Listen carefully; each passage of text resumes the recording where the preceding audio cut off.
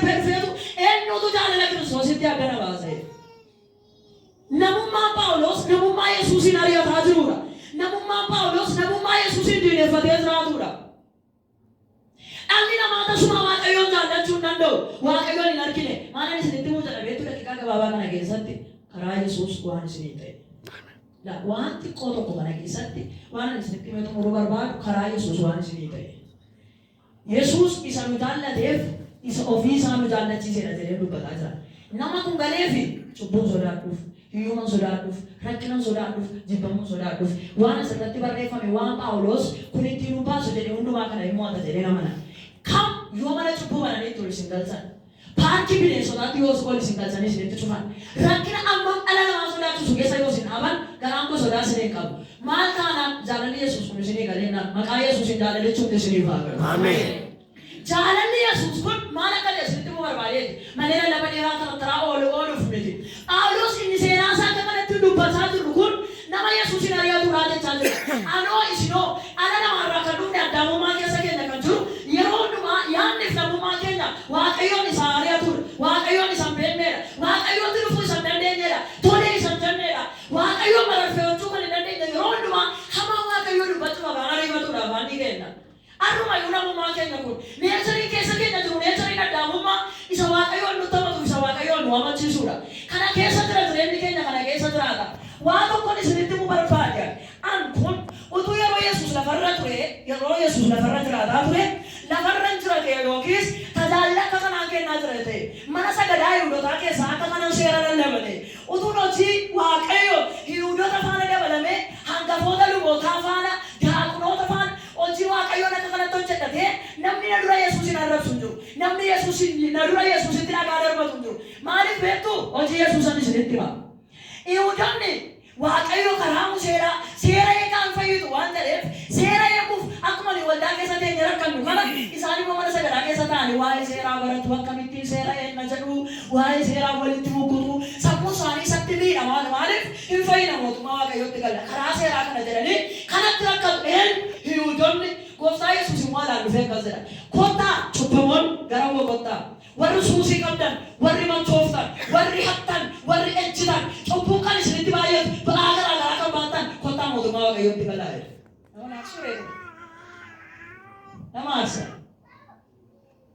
Kanaaf Yihuudoonni Yesuusin halbaanes hiriyyaa cubbamaa warra isaan beekne jechaa turan. Ani yoo akkasan jedha ture utuu bakka isaanii bu'ee dhaabadhe jireenya koo gaafanidha. Utuu nasi wangeela qulqullaa'e jedhee lallabu inni kan biraan immoo Yesuus cubbamaa jaallataa koo ta'ee tokko fuudhee bobaasaa jala kaa'ate anuma ani nuun aarsa ture. Ilaasa waldaalii kun jedha. Ilaasa iddoo aarsaa mancaasu jedha. Ani yoo akkasan jedhan ture. Isin yoo akkas jettu turtan waa'ee Yesuusin jaallachuuf eenyummaa Yesuus hubachuu tasuma jireenya dhala namaarraa ka'uu hin danda'u. Tasuma namummaa namaarraa ka'uu hin danda'u. Tasuma namni yaa'anii ofiisaatii Yesuusin fudhachuuf Yesuusin beekuu hin danda'u. Waaqayyo ofiisaatii nu jaallachuu isaa karaa dhala isaatii akkuma agarsiise ofiisaatis immoo ofitti nu qabee akka nuti isa jaallannu godhe. Sababii si jaallatee ofiisaa si jaallachiiseef gaafa cubbuun akkatti isa jibbitu godhu Waaqayyo tasumaas hin gatu. Haalleluuyaa. Akkatti isa jibbitu akkatti isa irratti amantu akkatti waa'ee isaa miidha dubbattu gaafa seexanni godhu Waaqayyo tasumaas hin gatu. Yeroo seexanni asii si fuudhee ka'u inni immoo achi balbala cufa maal kan godhu ol kan si deebisu. Jaalalli Yesuus kun isa nu jaallate irra darbee isa of nu jaallachiisuudha. Amma gabaa tokkoon isinitti mu barbaade. Arragaa karaa Yesuus nu jaallatee jaalallis nuu kennamee kennaan jaalalaa nuu kennamee Yesuusin jaallannee waldaa keessa jirra. Waaqayyo warra yaadaan isaa qabee duraan nu see waameedha. Siluma Waaqayyo ati nama baduu miti jechaa waan si uumeef dhibbanne ati har'a dhufteetta gara Kiristoos. Innaatamne ati bineensicha akkatti namne cubbuu akkatti namne mootummaa dukkanaa si nyaanne Yesuus balbala ofiisaatii banatee karaa ofiisaatii baafatee gaaricha tissee galaana balbala kee dhiiree ol sitti galeera. Kana kan godhe Yesuusin maal godhe amma mana kee dhufee jaalala si qabsiise. Ofiisaatii jaalala si keessatti uume. Akka tarkaa ba'uu hin dandeenyetti akka dhifiiddee gangalattee dhuftutti akka diyyitee maraatee dhuftutti akkati waan hundumaa keessaa dhuftee fuula isaa dhaabattee ati michuu koo akkatti ittiin jettutti jaalala si qabsiiseera. Honnee kee biteera. Sammuu kee biteera. Ameeteraan jedhu siniin jedheera. Yesuus honnee kee biteera. Yesuus sammuu kee biteera. Yesuus miira kee biteera. Sii dhaqa keessa nama baay'ee hamaa. Sii nama jalina yaadu malee hin beekne. Sii nama maantu qaba jedhee akka guutuu guyyaa guutuu waan qarqabsaalu. Yesuus kiyyootti kaa'ee fuula isaa filateera. Ameen. Erga kana booddee godhe booddee Yesuus nama jaallatee jaalalas qabsiisee fuula abbaa isaatiitti sassaabbatu. Ati isaan keessaa nama xarraa argateedha. Ati isaan keessaa nama isa tokko ta'ee fuula Waaqaa dura jiruudha. Waan tokko nu kaasanii ba'a. Faarfataa malee, galateeffataa malee, waa'ee oolmaa fannoo yaadaa awwalee Waaqayyoon galateeffataa malee, waaqeffannaa ma keessa haare. Guyyaa isaa isinitti hima. Waaqeffannaa ma keessa haare. Waaqeffannaa dhuma xumuramine aarii wayii na mudate waan ta'eef na mudate yaada kootu wayitti qabame. Sababii yeroo sana aaruu jalqabeef faarfata mana narra yaa'u lallaba mana narra sirraa banama waan tokko natti hin fakkaatu. Sirraa rukutama waan tokko natti hin fakkaatu. Yesuus kana godhe waan tokko natti hin fakkaatu machaa'e waan ta'a. Erga miira kana keessaa ba'ee garuu waan tokko yaade. Ani namni si'a tokko maantu qabe jedhee deebi'ee namarra darbee Yesuusin faarfachuu hin dandeenye. Ana nama akkanaa kana Yesuus akkamitti hin danda'e umurii koo ammanaa kana na faarfachiifate.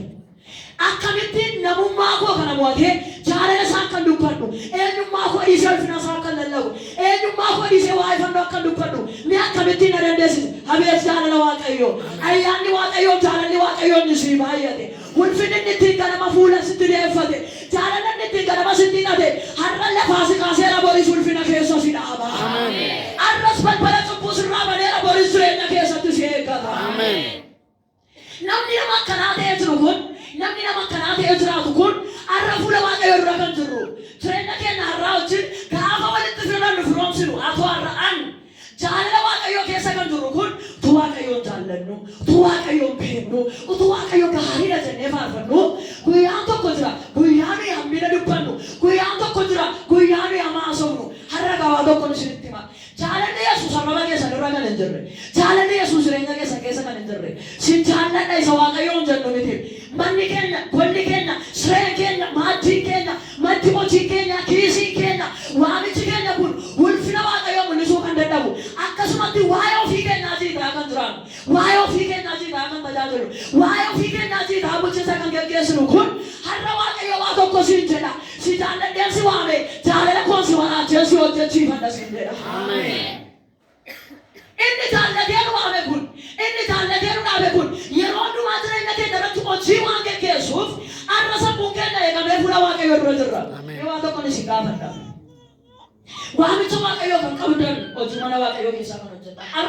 Arrumayyuu lafa jirtan kanatti gaafa waa jireenya keessan yaaddan mudannoo mana keessa jiru kan yaaddan bu'aa baattanii jiraattan kan yaaddan asuma fiigi bahe asuma sokki keessee waan dhaggeeffatin isiniin jedha sammuu keessa. Ammuma isammaa kana waan galee keessummeessu yaaddoo isaa yaadaa kan jiraatu wanta sitti taa'u walitti bu'uu kan dadhabe baay'eetu jiraachuu mala. Maaliif beektu foonni keenya sammuu keenya seexanni biyyi lafaa kun akka nuyi Waaqayyoon hin agarre godha. Kun kan ta'uuf immoo jaalalli Yesuus adda beenu ifa waan hin taaneef Yesuusin hin argin waan jirruufi. Jalqaba isiniin jedheera. Nama jaalalli Yesuus galeefi sodaa tokko qabu isiniin jedheera. Jaalalli Yesuus jaalalli fannoo gaafa sii galu abiddi waa sitti hin fakkaatu, dhagaan waa sitti hin fakkaatu, waraansi waa sitti hin fakkaatu, hundumaa keessa jabaattee yaabatta. Yesuus inni si jaallate fi inni of si jaallachiise kun, inni ofiisaa si jaallachiise kun sittirra kee ayyaanni isaa waan jiruuf, sittirra kee sagaleen isaa waan jiruuf ati waamicha keerra kana dileenniif rakkina keeti. Tajaajila laaturra kana dileenniif waraansa si mudateedha. Ulfina karaa Waaqayyoo si qaqqabe kana Waaqayyoof hojjechuu kanarra kanatti yeroo hundumaatti machooftu ba'aa waldaa keessa jiru. Meena dhaggeeffadha. Bagan dhufee lafa kana dhaabadhe, bagan tajaajile, baga carraan kun na qaqqabe jechuurra harraba walii keenyarraa kan nuti dhageenyu yeroo hundumaa waraansa tajaajila keessa jiru, waraansa hojii Waaqayyoo keessa jiru, miidhama hojii Waaqayyoo keessa jiru. Iddoo aarsaa dhaabannee waan tajaajiluuf, bulchiinsa keessa waan jirruuf, danqa iddoo aarsaatti qophiisinee waan jirruuf, jireenyi keenya yeroo kisaaraa agarsiisu, yeroo hundumaa furri keenya wallaansoo keessa jiraata. Naannoo sida Waaqayyo natti mul'isa. ishee garaa keessatti waan an argeef isa kana cimseen dubbadha. Jireenya hafuura kennaa jaalala Kiristoositti quufee jaalala Kiristoositti gammadee jaalala Kiristoos geessifatee hojii keessa kan jiru utuu hin taane na waamame oolsan nagaa naabanna. Natti kenname oolsan nagaa. Itti waamameera oomaan jedhanii ishee gala. Yoo inni ishee gala na rukutama maqaa kootu na bada abaarsan natti dhufa ciriinnadheen na badda ciriinnadheen hojjedha. Paanna tulfaataadha eessaa keessaa alaa wanti na mudatu hundinuu jireenyi dhuunfaa kootii dhiibbaa waliin wanti na mudatu hundinuu nan deemsisu ture waan waamameef garuu nan deema waan waamameef garuu nan dhaabadha waan waamameef garuu nan hojjedha. Kana jedha sammuun keenya. Jireenyi nuyi keessa jiraannu bitaa mirgaa walitti dhufee harka wal qabatee karaa waan nutti cufeef biyya keessa jiraannu kana keessatti safuu waamicha keenyaa tajaajilaa jira. Safuu waamicha keenyaa bulchaa jira. Safuu waamicha keenyaa lallabaa jira. Safuu waamicha keenyaa faarfataa jira. Maqaa Yesuus Kiristoosiin maqaa arrajaa rakkinaa kun tarsee arrajaa lalifannoo ija kee haatu. Ameen. Eeyyee Waaqayyo isin waamusaa safeeffachuun keessan gaariidha. Garuu lafatti dhattanii kuftanii afaan qabdu. Waaqayyoon sodaatanii warri tajaajilan meela dhaggeeffadhaa. Guyyaa tokko seexanni karaa isin jabeessee isin galcha.